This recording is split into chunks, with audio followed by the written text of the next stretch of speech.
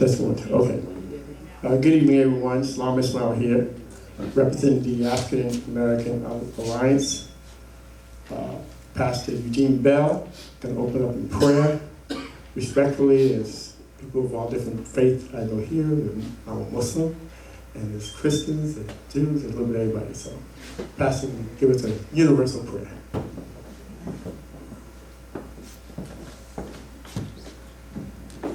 Amen. If you don't mind, let's just briefly stand together.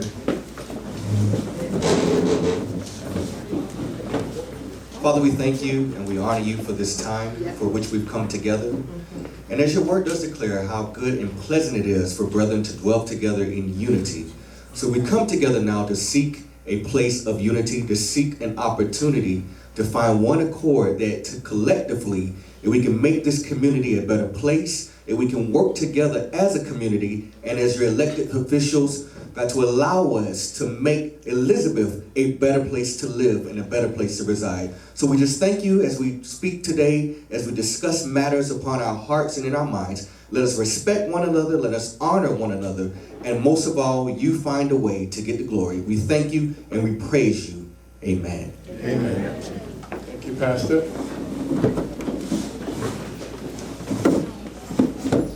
Again, I'd like to thank those of you coming and those who will be joining us and those of you on Facebook Live. We here, this particular meeting is specifically to talk about one exclusive issue, and that is police racism in Elizabeth, New Jersey. Some time ago, maybe more than about a month or so, there was a finding by the Union County Prosecutor after 2 months investigation, found that our Director James Cogburn of the police department, had used the N-word in referring to African Americans and the C-word referring to women. Usually at rallies, I don't hold back on C's. I say exactly what that means. At the conclusion, first of all, there was a lot of people not believing it. They thought the director was a nice guy and what have you. I didn't have a bad relationship with the director either. However, up to about 20 officers, I understand, and others had came forward and said these things, what he said. The county prosecutor was doing their investigation. Our organization was a little bit upset. We felt that there was not enough transparency. We felt that that the process was going too long. And we began to protest. And protest we did in front of the county prosecutor, which is abnormal for me. I usually don't do that. But we did it there because we felt at that point that we wanted to make sure the citizens of Elizabeth get a fair shake on this investigation. Fast forward, the AG office, Attorney General Rural, I know I don't pronounce his name right, but he made a decision to remove the prosecutor at the time and replace the prosecutor with the current one, which I'm going to introduce, Jennifer Davenport, and he asked that the police director to resign. We went across the city and actually collected petitions from close to 1,000 people. We brought it to the mayor's office, submitted a copy of what we had to the prosecutor's office, and we was relentless. And we was happy to hear that the director Cosgrove resigned. Obviously, that was not enough. What I'm going to talk about in a few minutes of some of the other stuff that our own investigation on what's inside the Elizabeth Police Department, and why it's not just the N-word that is systemic racism.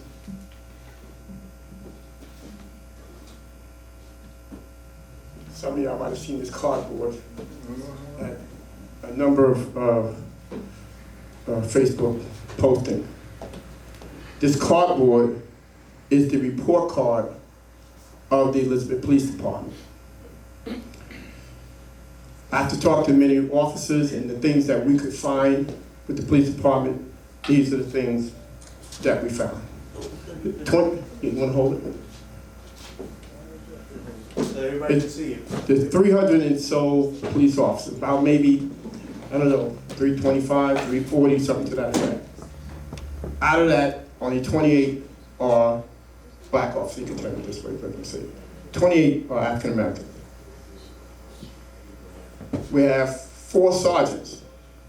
Out of about, last time I heard it was 39, 40 sergeants. 4 of them are African American. But out of the 4, 3 came by a lawsuit, discrimination, which was a statewide effort to kind of raise superior office among minorities. So I'm giving credit for 1. Community policing office, everybody, particularly in our neighborhood, know about community policing and what that's supposed to mean. They're building a relationship between cops and community. Well, out of the 25 community police officers, 2 are African American. I believe 1 is a veteran and 1 is a rookie. And let me go talk about community policing. In this outfit, I've talked to a number of officers, black, Latino, and African American.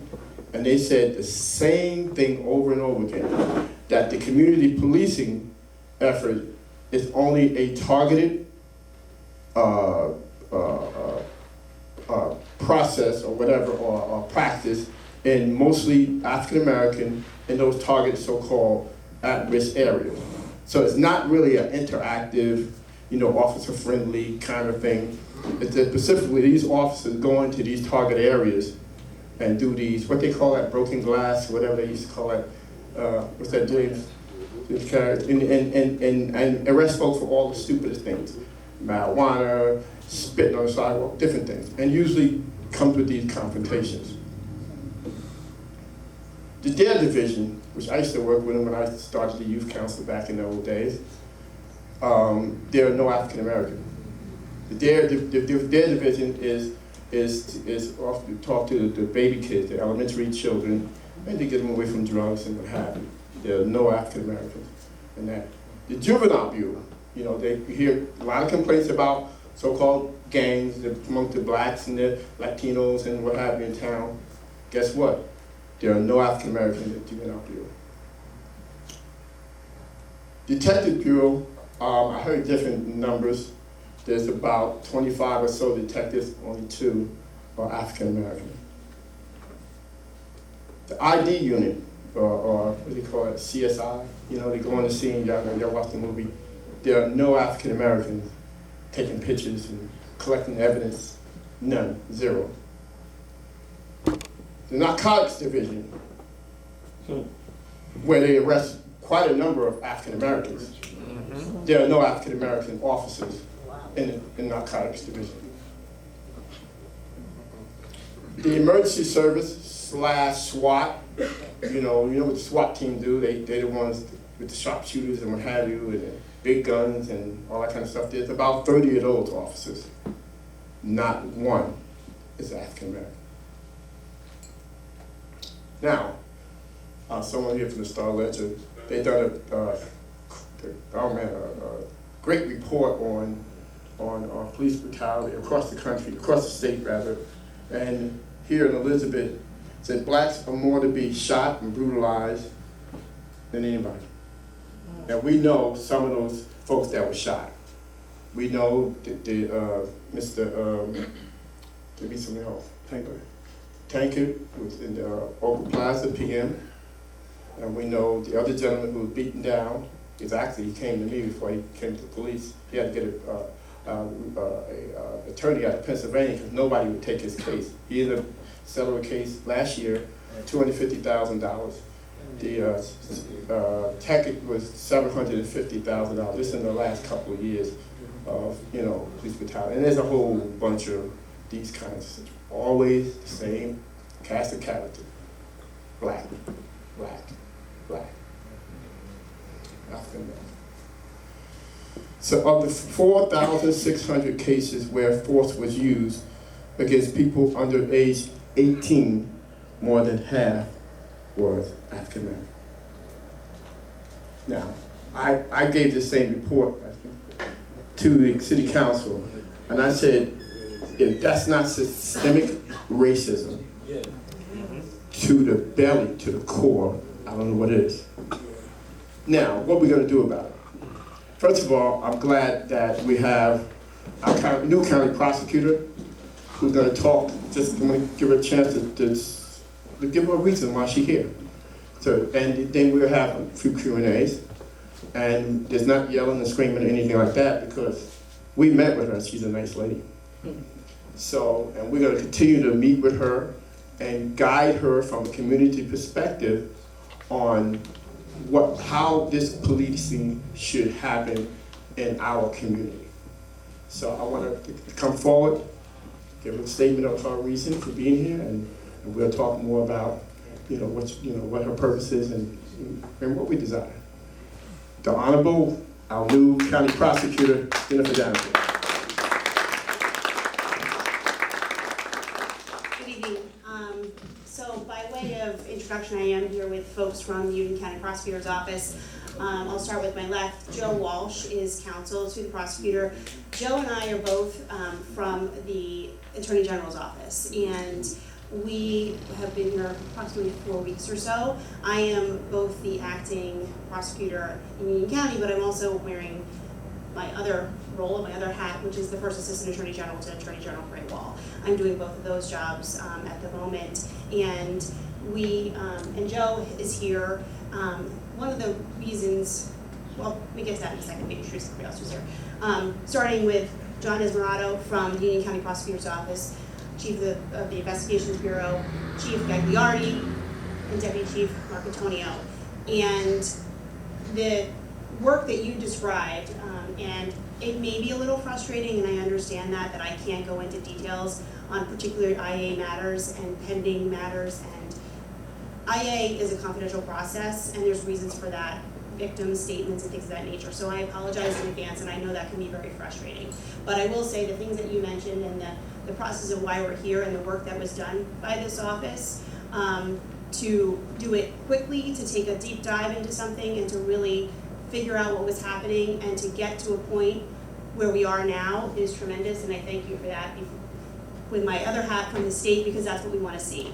And before Joe and I arrived, before the Attorney General asked me to step in as the acting county prosecutor, the Union County Prosecutor's Office took over the role of the internal affairs and oversight of the internal affairs function of the Elizabeth Police Department. That was done prior to our arrival, and the Union County Prosecutor's Office assumed that role. Joe and I came in, really, Joe was able to devote some more time to that. Joe, I'll let him come up here and talk a little bit and give you a little background, but the background he has from the state and able to do that function frees everyone up also to kind of take a look and do their normal regular work. And I think that's really important, that we have that ability and the perspective that we have to come in and do that with the assistance of everybody here at the Union County Prosecutor's Office. But our goal here tonight, I met with folks, I guess a couple of weeks ago. It's only been about 3 weeks now that I've even been up here, but part of the role that we have, not just oversight in the Elizabeth internal affairs function, but taking a look at the workplace culture,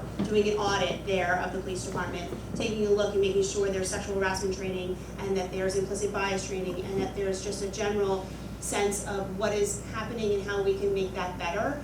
That is a process that we're undertaking. That is not the only things that we're doing, but that is our start, and that's our directive from the Attorney General. And in doing so, we want to hear from the community. I mean, that's the number one thing that I've learned in working with Attorney General Graywall. That's how I've always operated, and getting out and listening to people and hearing what you have to say. We don't do anything in a vacuum, and I hope that you can appreciate that. So when I was invited, you had a meeting tonight, and I said I'd like to come in and speak and talk to you and hear from you. This is intended for us to hear as much as we possibly can and to take it in. I would ask for your patience. We have been here for a few weeks. There's not a day that goes by that this is not number one topic that we are discussing and things that we're working on, but it has only been a few weeks. We are doing that deep dive, but it is going to take some time for us to figure out what the process is, what we want to change, if any, what we want to change and how we want to do it. Things have already been moving, but I can't give you those answers maybe tonight, and I just hope you understand that, but this would not hopefully be the end of the conversation with the office. And with the amount of work that we want to do and taking a look at lots of different things. So I'm just going to ask Joe to come up a little bit just to talk not just about kind of the work that he's been doing over the last few weeks, but also you mentioned the Star Ledger's reporting and the use of force. And I think since we're here, I think it'd be really helpful for you to understand what we're doing on a statewide perspective and what Attorney General Graywell has directed and what we've been working on pretty much, I think, every day since November, and a different project we have on taking a look at that as well. So, if you don't mind, and then we can open it up.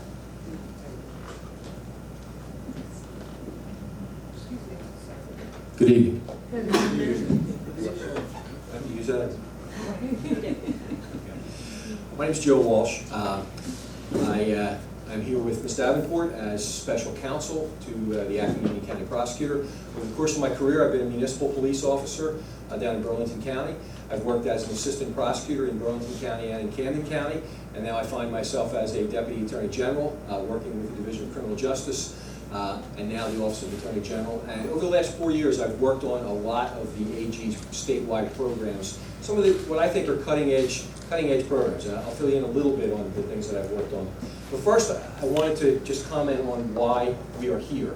I'm sure you all saw the Attorney General's statement last week of April when he sent us here. And one of the things he said in there was he wanted us to engage the community. He wanted us to get out and talk to all members of the community, all facets, to try to find out what's going on here in Elizabeth so that we can hopefully contribute and make some constructive suggestions. So that's why we're here tonight at the invitation of Mr. Ismiall. We want to hear, as a listening session, what you have to say so that we can make that part of the suggestions that we bring to the Elizabeth Police Department.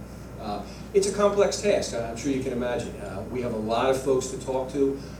We have a lot to learn. I'm not from Elizabeth, so I welcome hearing from you, not just tonight, but over the months that I'm here. Some of the things we're going to be doing. Right now, we have oversight of the internal affairs function at the Elizabeth Police Department. And we can commit to you that we're going to make sure that each case is fairly investigated, that each complainant gets a fair shake, is interviewed, we look at all the evidence, and we make a fair determination in that case. So we're going to be involved in that with folks from the Union County Prosecutor's Office. We commit to you that we are going to make sure that there is a process, that everyone is heard, that all the evidence is examined.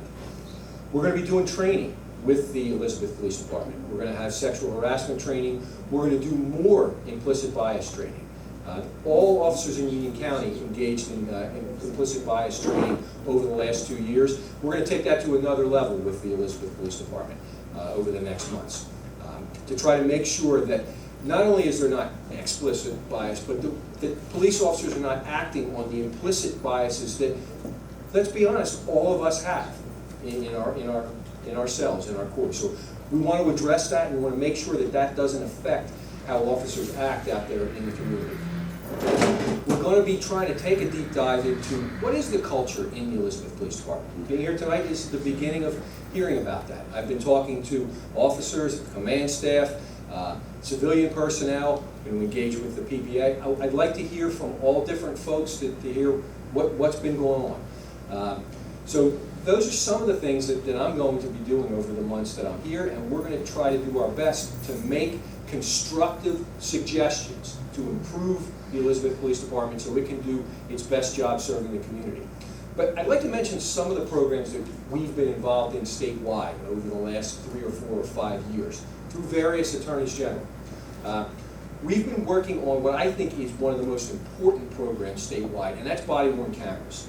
Like for years, how many of our internal affairs investigations were he said, she said? The complainant says one thing, the officer says something else. We can't determine what happens. Body-worn cameras give us an objective piece of evidence so that when there is an internal affairs complaint or a use of force complaint, we can look at that body-worn camera footage and we can see what really happened out there. We're not dependent on folks just recording from cell phone cameras and building-mounted cameras. And all of Union County was really in a leadership role with regard to body-worn cameras. Every police department in Union County has them, and we'll be utilizing them as we go forward in our internal affairs investigations. What we're trying to do statewide, we're trying to do even more with the BWC program. It's not just record data, record encounters.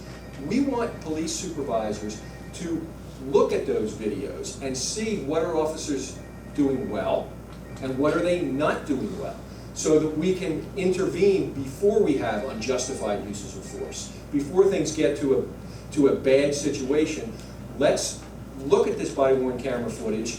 If we're going to be active supervisors, active administrators of police departments, see where the problems are and address them before they spill over into unjustified uses of force and police misconduct. So that's something we're also promoting.